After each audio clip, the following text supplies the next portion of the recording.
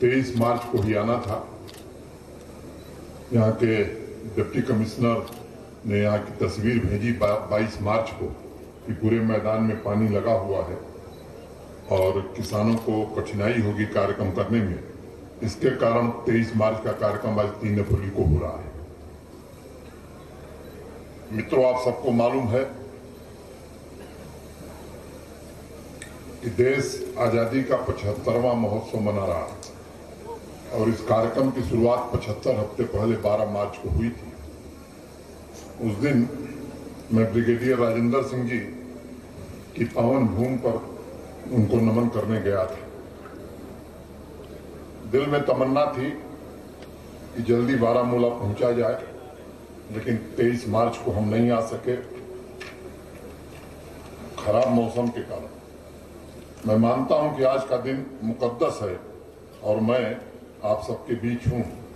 सबसे पहले मैं इस मिट्टी के बहादुर नौजवान और भारत माता के वीर सपूत मकबूल शेरवानी साहब को सत नमन करता हूं। उन्होंने जो वीरता दिखाई, अपने प्राणों का बलिदान दिया, मुझे लगता है कि केवल यहीं की नहीं, हिंदुस्तान की पीढ़ियां भी उन्हें सदैव याद करेंगी। अलग अलग क्षेत्रों में जिन लोगों ने योगदान दिया है, जिन हस्तियों ने प्रेरणा दी है इस समाज को, मुझे लगता है कि आज ये अवसर है कि हम सब ऐसे महापुरुषों के बारे में पढ़ें, जानें और दूसरे लोगों को भी बताएं। 16 मार्च को मैं यहाँ के कृषि विश्वविद्यालय में भी गया था, जो स्कॉस्ट है। वहाँ कृषि मेले का आयोजन हुआ था, कश्मीर में भी और जम्मू में भी।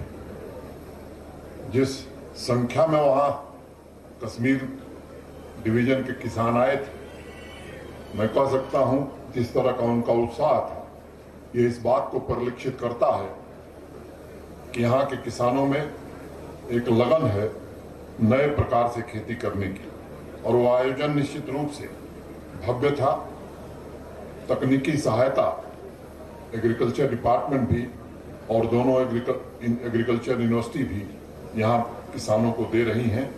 और मुझे लगता है कि ये इस बात को भी परिलक्षित करता है कि जम्मू कश्मीर का प्रशासन कृषि को लेकर के कितना सजग है और उसकी प्राथमिकता में किसान भाई कितने हैं, ये इस बात को बताता है। मित्रों, भारत के प्रथम राष्ट्रपति डॉक्टर राजेंद्र प्रसाद जी की एक घटना मुझे याद आ रही है। 2 फरवरी 1958 को देश की आजादी के 11 साल बाद दरभंगा बिहार में एक स्थान है। देश के प्रथम राष्ट्रपति दरभंगा गए थे और किसानों से बातचीत कर रहे थे। किसानों ने उनसे कहा कि साहब, हमारे धान की पैदावार बहुत कम हो रही है, लोगों को खाने के लिए भी चावल नहीं मिल रहा, आप कुछ उपाय करिए। उस समय जो राजेंद्र बाबू ने बात कही थी, मैं समझता हूं उस बात का महत्व आज भी है। उन्होंने कहा कि देखो किसान भाइयों, जितनी जमीन हमारे पास है खेती लायक, उसमें 1 इंच जमीन बढ़नी नहीं है, उसमें हम कोई जमीन जोड़ नहीं सकते। तो रास्ता एक ही है और वो रास्ता है उसी में हम अधिक से अधिक कैसे पैदा करें। और उन्होंने उस समय बताया था, आपके यहाँ वहां बिहार में बीघा चलता है, 1 बीघे में 2 क्विंटल धान की पैदावार हो रही थी। उस समय राजेंद्र बाबू ने कहा कि जितनी जमीन में बिहार के किसान 1 क्विंटल धान पैदा कर रहे हैं, दूसरे देशों में उतनी ही जमीन में 5 क्विंटल धान पैदा हो रहा। और इसलिए रास्ता यही है कि हम अपनी पैदावार कैसे बढ़ाएं। और मैं समझता हूं हम सबको सोचना है कि हम किस तरीके से कृषि उत्पाद को बढ़ा सकते हैं। 2 काम हो सकते हैं इससे। एक तो किसानों का खुद का फायदा होगा, देश को इंपोर्ट नहीं करना होगा और किसानों की आमदनी भी बढ़ेगी। मुझे लगता है कि जम्मू कश्मीर के सभी किसान भाई राजेंद्र बाबू की इस भावना के साथ काम कर रहे हैं। पारंपरिक कृषि में पैदावार बढ़ाने के साथ साथ हॉर्टिकल्चर में हाई डेंसिटी प्लांटेशन पर पिछले कुछ वर्षों से आप सबने ध्यान दिया है। मैं इसके लिए आप सबको हृदय से बधाई देना चाहता हूं और आपका अभिनंदन भी करना चाहता हूं। अगर इस साल का बजट आपने इस यूटी का देखा होगा तो मैं बाकी विभागों की चर्चा नहीं करूंगा। कृषि विभाग के लिए देश के सम्माननीय प्रधानमंत्री जी ने इस वर्ष 2008 करोड़ रुपए जम्मू कश्मीर यूटी को दिए हैं। मैं समझता हूं कि हाईएस्ट एवर बजट इस बार कृषि के लिए प्राविधान किया है देश के प्रधानमंत्री, और ये पिछले वर्ष की तुलना में 695 करोड़ ज्यादा है। किसान भाइयों के प्रति सरकार की जो प्रतिबद्धता है, कमिटमेंट है, ये इसको दर्शाता है।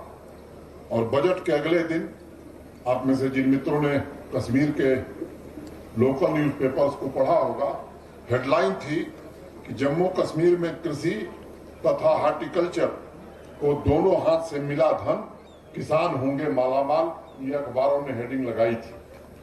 मुझे अत्यंत प्रसन्नता है। यही तो लक्ष्य है, चाहे वो प्रधानमंत्री जी हो या जम्मू कश्मीर का प्रशासन हो। हमारी मेहनत और इबादत है। हम चाहते भी हैं कि यहाँ का किसान धन धान्य से परिपूर्ण हो और आप सभी और हम सभी गर्व से कह सकें कि जम्मू कश्मीर का किसान देश में सबसे समृद्ध और खुशहाल किसान है। ये स्थिति हम सब मिलकर के पैदा करना चाहते हैं। आजादी के बाद एक लंबा समय लगा, लेकिन 1984 में डॉक्टर एम एस स्वामीनाथन साहब के निर्देशन में पहली बार हॉर्टिकल्चर तथा हाई डेंसिटी प्लांटेशन पर लोगों का ध्यान गया।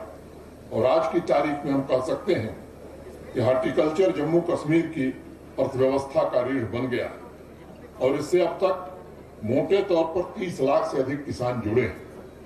सेब हो, अखरोट हो, बादाम हो, चेरी हो, इस तरह के अन्य भी फल हैं जो मार्केट लीडर बनाने की क्षमता जम्मू कश्मीर में रखते हैं। बागवानी के क्षेत्र में शीर्ष उत्पादकों में जम्मू कश्मीर हो, इस दिशा में हमने कदम बढ़ाया है और मैं उम्मीद करता हूं कि आने वाले समय में देश में सर्वोत्तम उत्पादन, सर्वोत्कृष्ट उत्पादन करने में जम्मू कश्मीर सफल होगा। पिछले कुछ सालों में हमारे यहाँ हॉर्टिकल्चर क्षेत्र का महत्व बढ़ा है और उसके कारण रोजगार भी बढ़ा है। अभी आपने देखा मन से एक बहन ने, जो पेशे से वकील है, किस उत्साह के साथ पिछले 2 सालों से वो कृषि के क्षेत्र में, बागवानी के क्षेत्र में इंटीग्रेटेड एग्रीकल्चर के रूप में काम कर रही है। मुझे लगता है ये हम सबके लिए प्रेरणा का विषय है। अभी मेरे पूर्व के वक्ताओं ने चर्चा की है कि प्रधानमंत्री जी बार बार इस बात पर बल देते हैं कि 2022 तक किसानों की आमदनी दुगनी करनी है, लेकिन उस बहन ने बताया कि हमारे साथ जुड़े हुए किसानों की आमदनी 3 गुनी हो गई। और आज जो कार्यक्रम शुरू हो रहा है मेगा हाई डेंसिटी प्लांटेशन का, मैं यकीनी तौर पर कह सकता हूं कि इससे दुगनी नहीं बल्कि 3 गुनी और 4 गुनी आमदनी यहाँ के किसानों की बढ़ने वाली है। रोजगार भी सृजित होगा, खाद्य सुरक्षा भी सुनिश्चित होगी और यहाँ की अर्थव्यवस्था भी आगे बढ़ेगी। जम्मू कश्मीर में मुझे लगता है कि घरेलू उत्पाद में भी कृषि और हॉर्टिकल्चर क्षेत्र का योगदान नई ऊंचाई को छुएगा। बदलते वक्त का जो वैश्विक बाजार है उसमें हमारे सेब को ग्लोबल प्लेटफॉर्म और गंभीर प्रतिस्पर्धा का सामना करना पड़ रहा है। आपने इसे खुद महसूस किया होगा।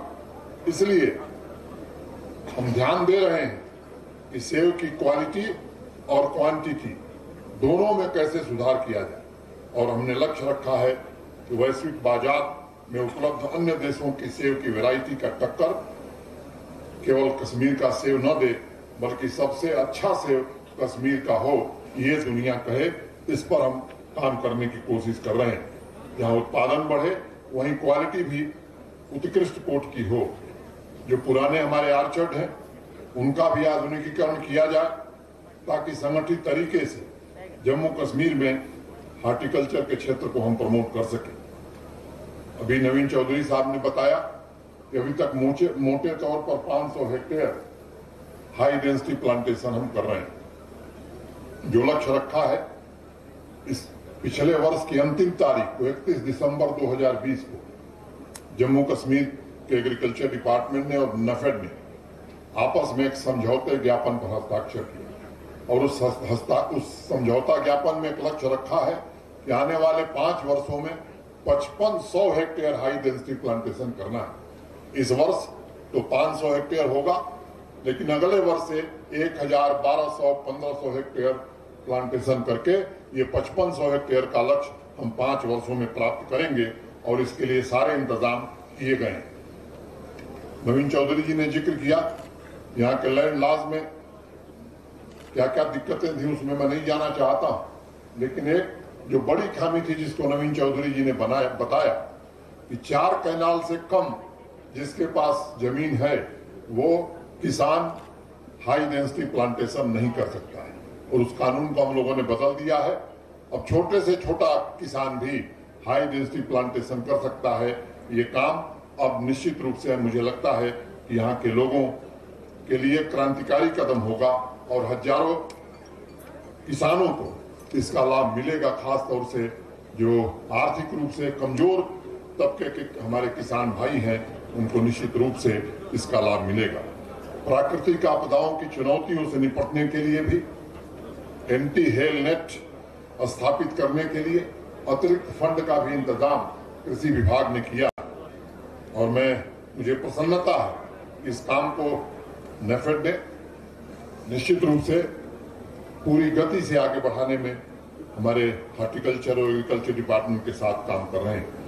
नवीन चौधरी जी ने आपको बताया कि केवल एप्पल नहीं बल्कि बाकी भी जो फ्रूट्स हैं, चाहे वो अखरोट हो, बादाम हो, चेरी हो, आम हो, लीची हो, अमरूद हो, इसमें भी ये प्रयोग हम आने वाले दिनों में करने वाले हैं और 1700 करोड़ रुपए का निवेश नेफेड जम्मू कश्मीर में करेगा। इस बात का भरोसा भी जम्मू नेफेड के एमडी श्री संजीव चड्ढा ने दिया है। मित्रों, मैं 1-2 बातों का और जिक्र करना चाहता हूं। जम्मू तथा कश्मीर डिवीजन में इंटरनेशनल स्टैंडर्ड की क्वालिटी लैब, कंट्रोल लैब तथा वायरस इंडेक्स लैब भी नेफेड को स्थापित करनी है। और मैं जब बात कर रहा था संजीव चड्ढा जी से, तो मैंने उनसे पूछा कि ये कब तक स्थापित हो जाएगी। उन्होंने मुझे कहा कि 4 महीने में ये लैब स्थापित कर दी जाएगी। कोल्ड स्टोरेज का निर्माण भी उनको करना है, उसके लिए इन्होंने कहा कि 1 साल के अंदर ये दोनों कोल्ड स्टोरेज हम बना लेंगे। यही नहीं मित्रों, आपका प्रोड्यूस देश नहीं दुनिया के मार्केट में बिके। अभी नवीन चौधरी जी जिक्र कर रहे थे, प्रधानमंत्री जी से हम सबने अनुरोध किया है, यहाँ से श्रीनगर से कार्गो शुरू हो, दिल्ली जाए और दिल्ली से दुबई जाए।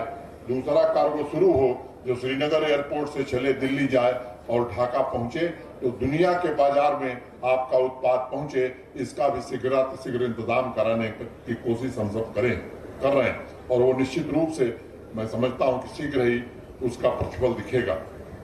रूट स्टॉक का इंपोर्ट हो, कन्वेंशनल आर्चर्ड को हाई डेंसिटी आर्चर्ड में बदलने का काम हो, ये सब सीमित प्रयासों से अब तक होता रहा है। लेकिन मुझे लगता है कि एक बड़ा प्रयास यहाँ के एग्रीकल्चर और हार्टिकल्चर डिपार्टमेंट ने शुरू किया है। मैं पूरे कृषि विभाग को, हार्टिकल्चर विभाग को और नेफेड को इसके लिए हृदय से बधाई देना चाहता हूं। मित्रों, ड्राई पोर्ट के निर्माण के लिए भी कंटेनर कॉर्पोरेशन ऑफ इंडिया को जमीन दे दी गई है। दुबई पोर्ट भी यहाँ आकर के ड्राई पोर्ट बनाने में शीघ्र ही फैसला करने वाला है।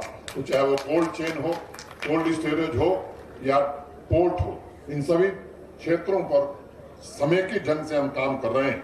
और मैं कहना चाहता हूं कि अभी मैंने देखा है यहाँ किसानों के और जो हमारे डिपार्टमेंट के स्टॉल लगे हैं, अभी तक 1.5 लाख टन की हमारी क्षमता है कोल्ड स्टोरेज की। और मैं आपको यकीन दिलाना चाहता हूं कि आने वाले 2 वर्षों में ये क्षमता बढ़ा करके 5 लाख मीट्रिक टन की निश्चित रूप से हम सब कर देंगे, ताकि आपकी जो उपज है वो बर्बाद न हो, उसे अच्छे बाजार मिल सके।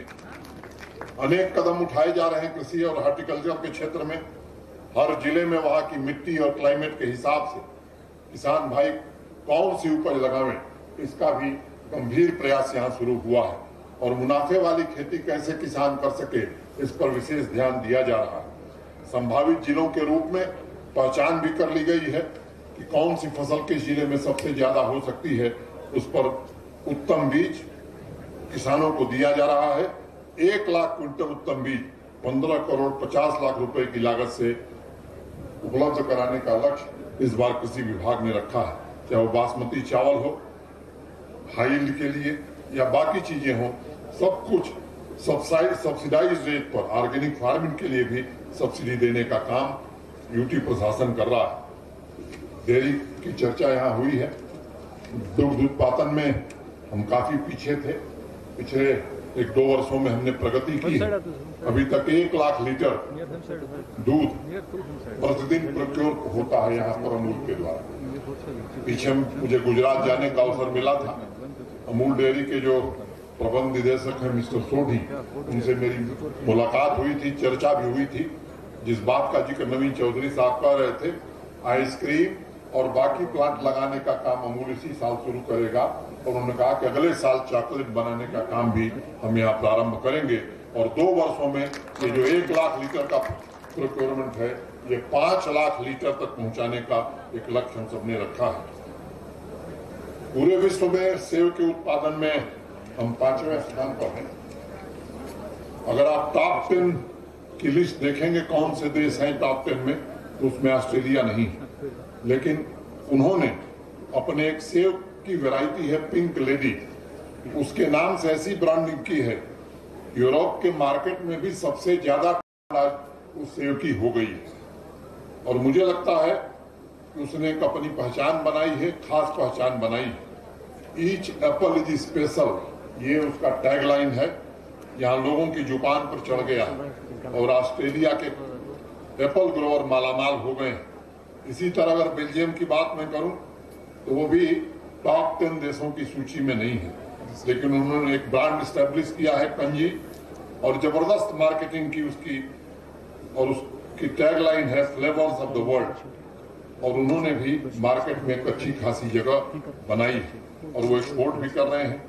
आश्चर्य है, जो सबसे दुखद पहलू है कि उनके सेब की क्वालिटी कश्मीर के सेब से बहुत खराब है, बावजूद उन्होंने ब्रांडिंग करके मार्केट पकड़ा। मुझे लगता है कि आपके पास सोना है और बस ब्रांडिंग और मार्केटिंग करने की जरूरत है, जिस काम को हमारा कृषि विभाग आगे बढ़ा रहा है। और इसमें जो भी करना होगा, आवश्यक कदम उठाना होगा, वो निश्चित रूप से यहाँ का प्रशासन उठाएगा। Your brand is the single most important investment you can make in your business. प्रशासन ने भी अपनी तरफ से शुरुआत की है। आपने खुद पिछले दिनों अखबारों में पढ़ा होगा कि दुबई जब यहाँ का डेलीगेशन गया था तो कितना अच्छा रिस्पांस मिला था, और उसको देखते हुए इस साल 22 लाख टन ताजे फलों के एक्सपोर्ट का लक्ष्य हम सब तय कर रहे हैं। इसी तरह हमारे जो ऑर्गेनिक प्रोडक्ट्स हैं उनको भी देश तथा विदेश के मार्केट में जगह मिले। जम्मू कश्मीर से निर्यात को बढ़ाने का एक बड़ा काम हम सब ने प्रारंभ किया है और मुझे लगता है कि इसमें हमें सफलता मिलेगी। Agricultural and processed food products export development authority APEDA का एक क्षेत्रीय कार्यालय अब जल्द ही जम्मू कश्मीर में भी खुलने वाला है। और इसके साथ खुल गया है, चालू हो गया, पिछले वो चालू हो गया, प्रारंभ हो गया है। इससे एक्सपोर्ट के साथ साथ पैकेजिंग, मार्केटिंग और स्टैंडर्ड्स, इस पर भी मुझे लगता है वो ध्यान देगा और हमें मदद मिलेगी। पिछली बार जब कुछ जिलों में मैं गया था वैली के, तो सेब उत्पादन में जुड़े हुए किसान भाई मिले थे और उन्होंने वो इंसेक्टिसाइड और पेस्टिसाइड खराब क्वालिटी का मिल रहा है, इसकी शिकायत मुझसे की थी। यहाँ एग्रीकल्चर डिपार्टमेंट के जो लोग हैं उनसे मेरा आग्रह होगा, उस समय ही हमने निर्णय लिया था कि हम लैब भी बनाएंगे और ऐसे लोगों के खिलाफ सख्त से सख्त कार्रवाई करेंगे जो किसान के हित के खिलाफ यहाँ काम कर रहे हैं, चाहे वो कोई भी हो। और इसलिए मैं कहना चाहूंगा कि इस पर अभी से हमें सतर्क रहना है, सजग रहना है और ऐसे तत्वों के विरुद्ध कड़ी से कड़ी कार्रवाई करने की जरूरत है। मित्रों, हमने इसी भावना के साथ काम किया है। टेक्नोलॉजी, मशीन का उपयोग अब कृषि के लिए जरूरी हो गया है और इसलिए प्रशासन ने निर्णय लिया है कि 30,000 किसान भाइयों को 65 करोड़ के कृषि उपकरण उपलब्ध कराए जाएंगे, जिसका विवरण नवीन चौधरी जी ने आपको बताया है। यहाँ ट्रैक्टर को भी रोड टैक्स देना पड़ता था, किसान के ट्रैक्टर को भी। एक बैठक अभी पिछले दिनों हमने की और 3000 सीसी माने 35 हॉर्स पावर के जो ट्रैक्टर हैं जिसका उपयोग किसान करता है, अब उसको कोई 1 पैसे का road tax Jammu Kashmir UT में नहीं देना है। पावर टिलर को भी 1 पैसे का रोड टैक्स नहीं देना है। ट्रैक्टर और थ्रेसर की बात अभी नवीन चौधरी जी ने बताई है। ग्रामीण युवा वर्ग को खेती में कैसे स्किल बढ़ाई जाए, इस पर भी काम करने की जरूरत है और इसमें कैसे रोजगार के ऊपर अधिक से अधिक बढ़ सकते हैं। मुझे लगता है आने वाले दिनों में इस लक्ष्य से भी हम काम करना चाहते हैं। इंस्टीट्यूशनल लोन किसान भाइयों को कम पहुंच पाता। मैं आपको बताना चाहूंगा कि पिछले वर्ष के दौरान जो वित्तीय वर्ष बीता है 8,360 करोड़ रुपए का ऋण वितरित किया गया और इस वर्ष का जो इस वित्तीय वर्ष में जो हमने लक्ष्य रखा है वो और किसान सम्मान निधि में भूल गया जो प्रधानमंत्री जी देते हैं 1100 करोड़ रुपए जम्मू कश्मीर के किसानों को मिला है। आमदनी बढ़ाने और एलाइड सेक्टर को महत्वपूर्ण स्थान दिलाने के लिए इस बार हमने और भी फैसले किए हैं। पोल्ट्री हो, डेयरी हो, भेड़ पालन हो, इसमें भी सुधार किया जा रहा है और लोगों को प्रोत्साहित करने के लिए नई स्कीम्स प्रारंभ की गई हैं। डेयरी के बारे में नवीन चौधरी जी ने विस्तार से बताया है। मैं कहना चाहता हूं कि इन सभी क्षेत्रों पर समेकित ढंग से काम हो रहा है और जबरदस्त रिस्पांस मिल रहा है। इसका अंदाजा इस बात से लगाया जा सकता है कि अकेले जम्मू डिवीजन में पिछले 10 साल में सिर्फ 600 इकाइयों की स्थापना हुई, लेकिन उसकी तुलना में एक साल में 700 भेड़ इकाइयां लगी हैं। ये डेयरी का भी नवीन चौधरी जी ने बताया। मित्रों, मुझे पूरी उम्मीद है पशु, भेड़, मछली पालन इस साल 338 करोड़ रुपए का प्राविधान किया गया है। उससे न केवल प्रगति होगी बल्कि यहाँ के लोगों को अधिक से अधिक रोजगार मिलेगा। आखिरी बात मैं आपसे निवेदन के तौर पर कहना चाहूंगा कि आजादी का अमृत महोत्सव एक अवसर है जिसमें विभिन्न क्षेत्र के लोगों के योगदान को हम एक दूसरे के साथ बांटते हैं। स्वतंत्रता सेनानियों के साथ हमें उन लोगों को भी याद करना है जिन्होंने समाज में विकास की एक नई धारा दी। हमारी युवा पीढ़ी के वही रोल मॉडल होंगे जिस बहन ने यहाँ भी आपके समक्ष अपनी बात रखी है।